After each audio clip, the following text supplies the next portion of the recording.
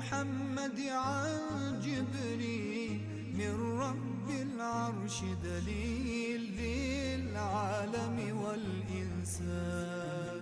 تكبير تكبير للحافظ وهو صغير، وضاء العين قرير يحمل فجرا لينير. أعوذ بالله من الشيطان الرجيم. بسم الله الرحمن الرحيم. الحمد والثناء لله رب العالمين، والصلاة والسلام على أشرف الأنبياء والمرسلين سيدنا ونبينا وحبيب قلوبنا وشفيع ذنوبنا وطبيب نفوسنا أبي القاسم المصطفى محمد. اللهم صل على محمد وآل محمد.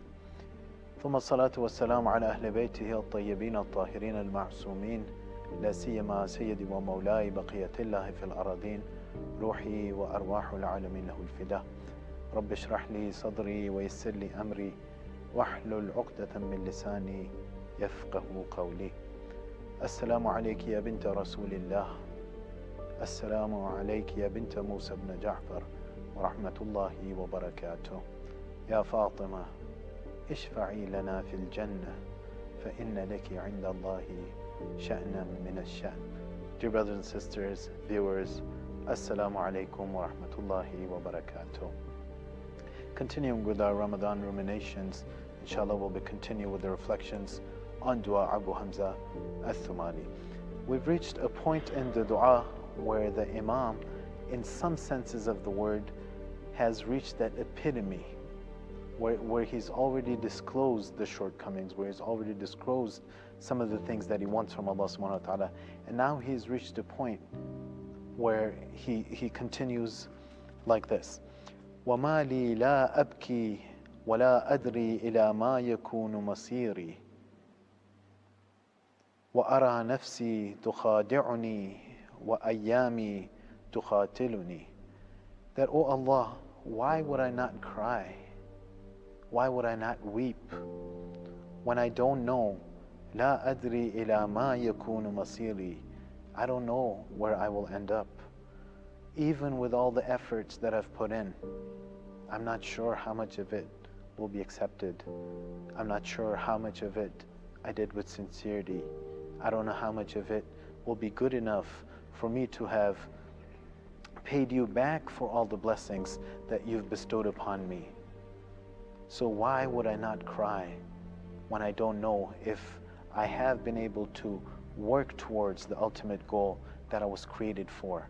Everything from my existence to all the blessings that have been bestowed upon me were given to me for one purpose and one purpose only, and that was to reach you, to gain that proximity to you, O Allah, to be able to reach that level of worship, that level of submission, that level of servitude, such that you and nothing else drives me, O Allah.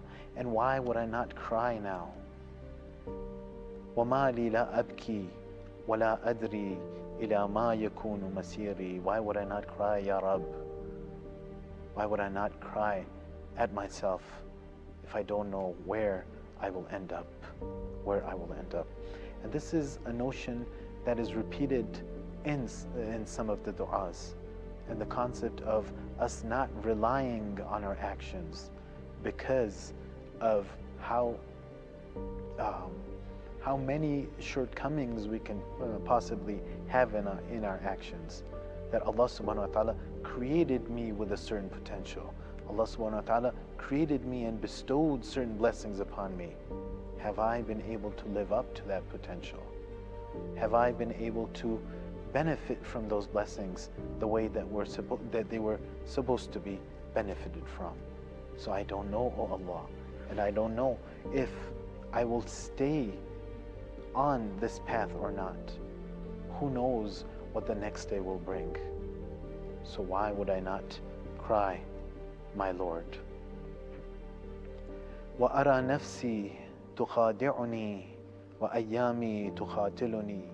And whereas I see, why would I not cry when I see that my own nafs, my own carnal desires have tricked me. They've driven me away from you. They've taken me in a direction which is other than you. As the Quran says, أَرَأَيْتَ مَنِ اتَّخَذَ إِلَهُهُ هَوَى. Have you seen the one who's taken their own desires, their own hawa, as their Lord? So Allah, over here the Imam is saying, why would I not cry when my own nafs has tricked me? And my days and my night and my life and the day after day, it's deceived me. The world has deceived me into going in a direction other than you, O Allah. I was created for you, but the world deceived me and pulled me towards itself. So why would I not cry, O Allah? وَقَدْ خَفَقَتْ عِنْدَ رَأْسِي أَجْنِحَةُ الْمَوْتِ. And as my death, O Allah, flutters, and it's an analogy, a metaphor used over here, that the death flutters its wings right above me.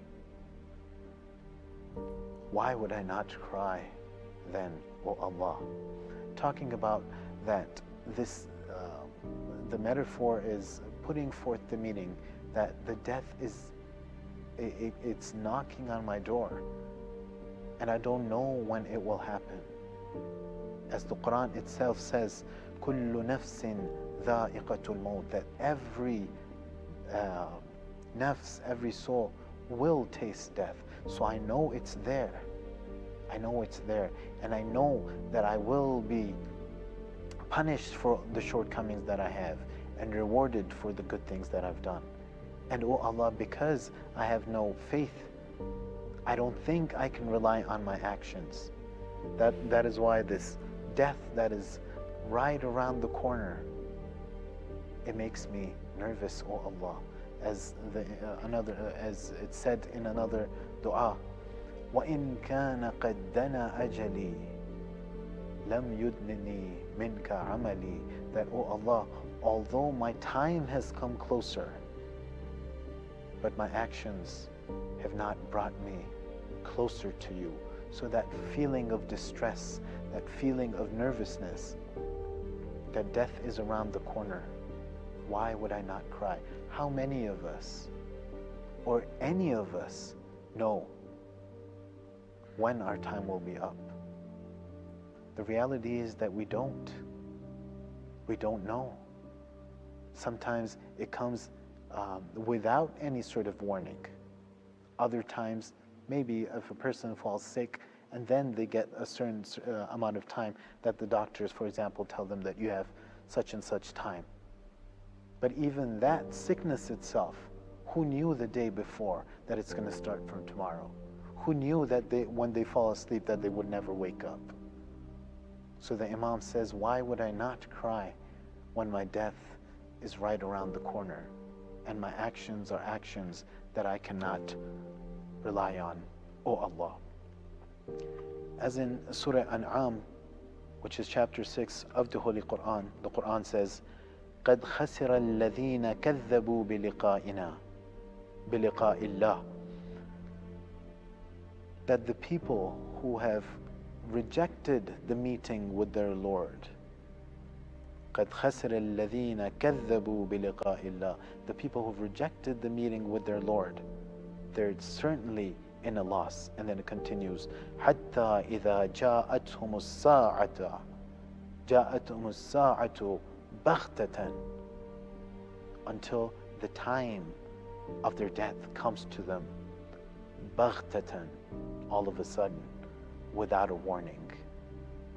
So this is the notion that the Imam is putting forth over here, that how can I be satisfied, O Allah, when I don't know where I'm going, when I know that my own nafs has tricked me, when I know that the time and the world and the days and the nights have deceived me and pulled me away from you, when I know that even with all these shortcomings, my time is short. Why then, O Allah, would I not cry?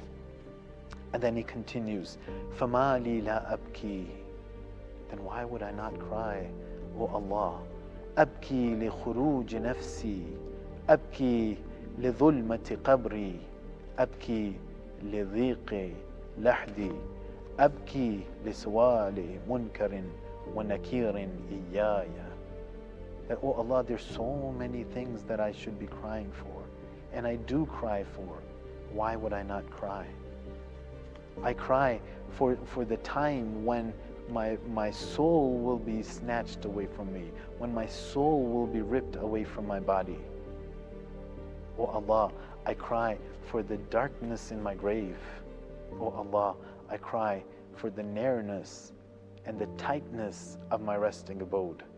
Oh Allah, I cry for the questioning of the two angels. Oh Allah, I cry for all of these things. And it's narrated in different ahadith that the time of death will be difficult upon, and there's various ahadith about this, but difficult upon, for example, the people who waste the blessings of Allah subhanahu wa ta'ala.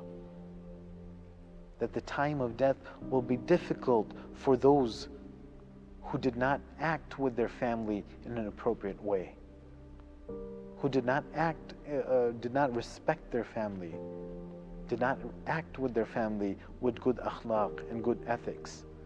These are some of the peoples that have been narrated in the traditions that will have a difficult time when the soul is taken out of their body, when it will be the time of death. And on the other side, there are many traditions that talk about the things that will ease the pain of the time of death, ease the time when لِخُرُوجِ نَفْسِ, when the soul is taken out of the body, or detached from the body, if you will. One of them being Salatul Layl. Traditions talk about how a person who prays Salatul Layl, who prays Namaz Shab, is someone who is able to create that connection with Allah subhanahu wa ta'ala, that even the time of death will be easy for them, and the taking of the soul from them will be easy. Talks about the darkness of the grave, and talks about the narrowness or the tightness of the grave. The scholars have explained this, that this is not necessarily, or not talking about the physical grave that we see when we bury people. Rather, this is a reflection of our actions, and regardless of whether, say for example, someone was not buried in a grave for whatever reason, they drowned, or their body was lost, that such people would also, in the traditions, that such people would also feel the darkness of the grave, or feel the squeezing of the grave, because that is a reflection of their actions. The closer we are to Allah subhanahu wa ta'ala, the more we pursue that journey towards Allah subhanahu wa ta'ala, the more we've gained that proximity to Allah subhanahu wa ta'ala, the more we've become manifestations of His attributes, the more well lit our barzakh will be, the more full of nur our grave will be, the more wider and easy our resting abode will be. So it all comes back to our connection with Allah subhanahu wa ta'ala, our connection with Allah subhanahu wa ta'ala. And this notion of not depending on my actions also is a manifestation of the understanding that the Imam has deep down. Ya ayyuhan nas, antumul fuqara'u ila Allah. That, O people, you are completely faqir and completely dependent on Allah subhanahu wa ta'ala, and not dependent on anything other than Him. We ask Allah subhanahu wa ta'ala, for the sake of these blessed nights, for the sake of this blessed haram that we're sitting in, we ask Allah subhanahu wa ta'ala, for the sake of this blessed month, forgive us our sins, the sins of our marhumin, the sins of our parents.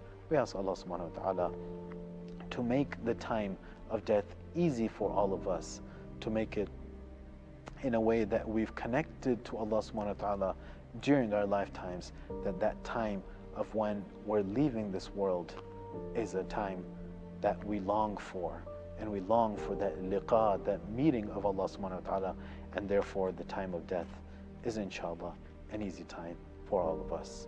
Wassalamu alaikum wa rahmatullahi wa barakatuh.